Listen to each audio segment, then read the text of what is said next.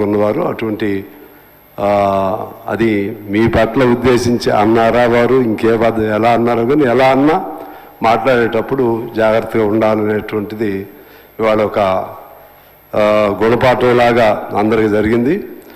భవిష్యత్తులో ఎవరైనా సరే ఆచితూచి సభను సభాధ్యక్షుల్ని ఉద్దేశించి మాట్లాడేటప్పుడు చైర్ని ఉద్దేశించి మాట్లాడేటప్పుడు జాగ్రత్తగా ఉండాలని నేను కోరుకుంటున్నాను.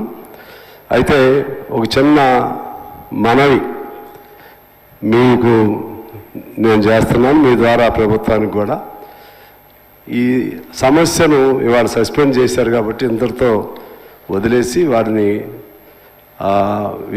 క్షమార్పణ లేకపోతే ఇంకో పద్ధతుల్లోనో రికన్సైల్ అయ్యే విధంగా చేసి భవిష్యత్తులో సభ మరింతగా అందరి పరస్పరం నిర్మాణపూర్వకమైనటువంటి విమర్శలు ఉన్నప్పటికి కూడా పరస్పరం ముందుకెళ్లే విధంగా ఉంటే బాగుంటుంది అనేది మీకు నేను అప్పీల్ పెడుతున్నాను.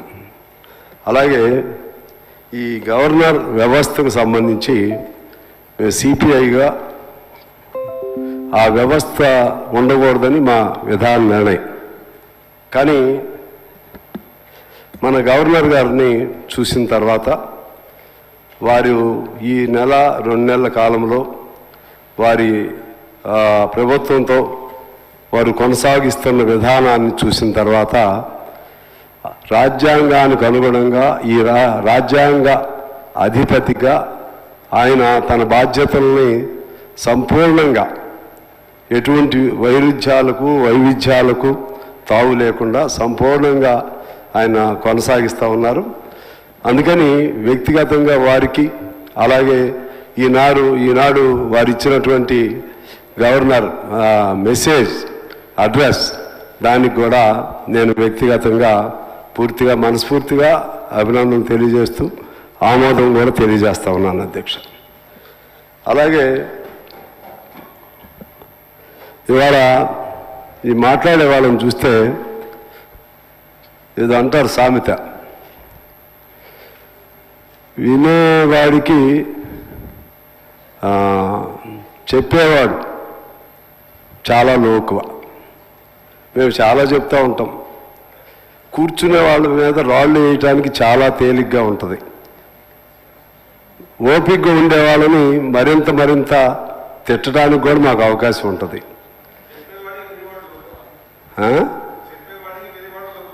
అదే నేను అనేది, వినేవాడు అంటే చాలా తక్కువ.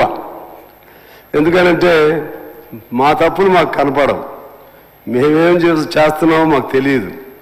కానీ మొత్తం అన్ని తప్పులకి మీరే బాధ్యుల్లాగా చేసి మాట్లాడటం నాకు విచిత్రంగా ఉంది. మేము గవర్నమెంట్లో ఉంటేనేమో మా తరపున గవర్నర్ చేసే ప్రసంగం అద్భుతం, మేము ప్రతిపక్షంలో ఉంటే గవర్నర్ చేసే ప్రసంగం ఇది చాలా దుర్మార్గం, రాజ్యాంగ రహితం, అదేవిధంగా ప్రజా వ్యతిరేకం. ఇటువంటి భాష ఇది ఎక్కడో ఈ లాజిక్ ఎక్కడో మిస్ అవుతుంది, నాకేం అర్థం కావట్లేదు. ఇందులో ఏదైనా నిర్మాణపరమైనటువంటి సూచనలు తప్పులు ఉంటే మాట్లాడాలి తప్పితే కేవలం కుర్చీ మారిన వెంటనే అధికారం పోయిన వెంటనే మరొక రకంగా మాట్లాడటం అనేది ఇది చాలా విచిత్రంగా పద్ధతి లేని విధంగా ఉందని తెలియజేస్తున్నాను అధ్యక్ష. ముఖ్యంగా ఇదే పరిస్థితుల్లో ఇవాళ బీజేపీ మిత్రులు చాలా మాట్లాడారు. వాళ్ళకి నేను గుర్తు చేయాలి. ఎందువల్లంటే ఇంతకుముందు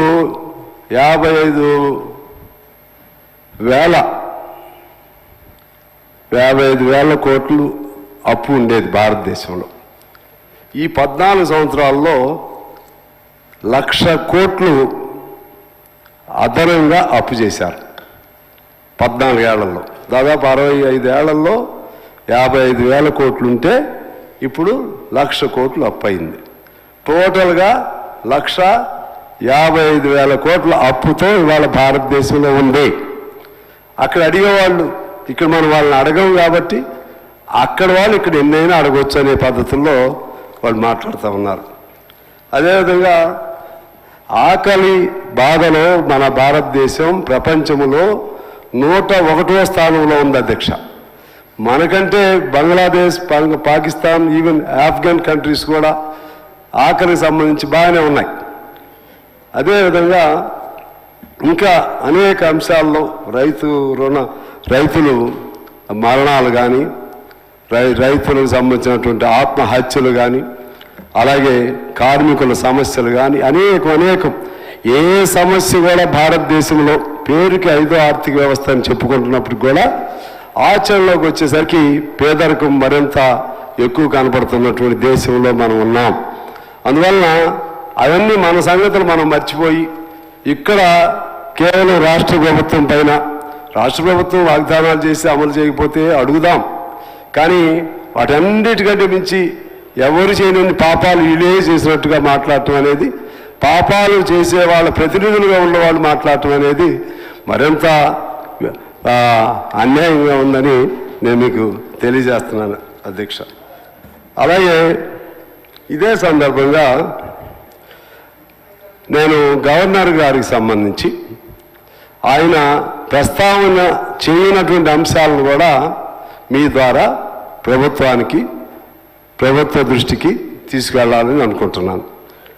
ఎందువల్లంటే ఈనాడు గవర్నర్ అనేవారు 2 వ్యవస్థల మధ్య వారధి, కేంద్రానికి కానీ రాష్ట్రానికి కానీ.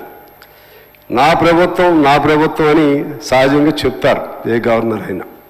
నా ప్రభుత్వం అని చెప్పేటప్పుడు నా ప్రభుత్వానికి జరుగుతున్న ఇబ్బందులు ఏమిటో తెలుసుకుని ఆ ఇబ్బందుల పరిష్కారం కొరకు రెండిటి మధ్య వారధిగా ఉన్నటువంటి గవర్నర్ గారు, మనకు ఒక తండ్రిలాగా ఉండేటువంటి గవర్నర్ గారు మరిన్ని ప్రయత్నాలు చేసి ఈ రాష్ట్రాన్ని ఎలా బయట వేయాలి అనే వాటిపైన ఆలోచన చేయాలని చెప్పి, అంటే గవర్నర్ గారు కూడా పర్సనల్గా కూడా వ్యక్తిగతంగా కూడా చొరవ చేసి ఈ రాష్ట్రాన్ని ఇవాళ బయట వేయాల్సిన అవసరం ఉంది. బయట వేయాలని నేను ఎందుకు అంటున్నానంటే, ఆ మెసేజ్లో గవర్నర్ గారి అడ్రస్లో మన రాష్ట్రంలో ఇప్పుడున్నటువంటి అప్పులకు సంబంధించి కానీ లేకపోతే ఇతర అంశాలు కానీ ప్రస్తావన రాలేదు. ఇవాళ రాష్ట్రంలో ఇన్ని విమర్శలు పెడుతున్నారంటే కారణం ఏంటి?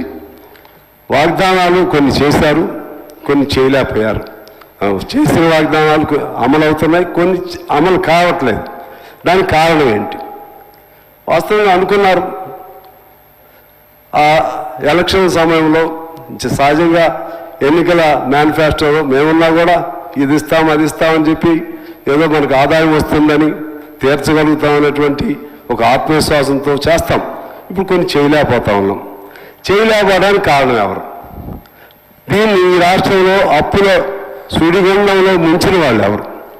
ఈ రాష్ట్రంలో ఈ అప్పుల సుడిగుండం నుంచి బయటకు రావడానికి కూడా వీలు లేని పరిస్థితుల్లో ఈ అప్పుల ఊపిలో ఈ రాష్ట్రం మరింత దిగజారిపోవడానికి కారణం ఎవరు?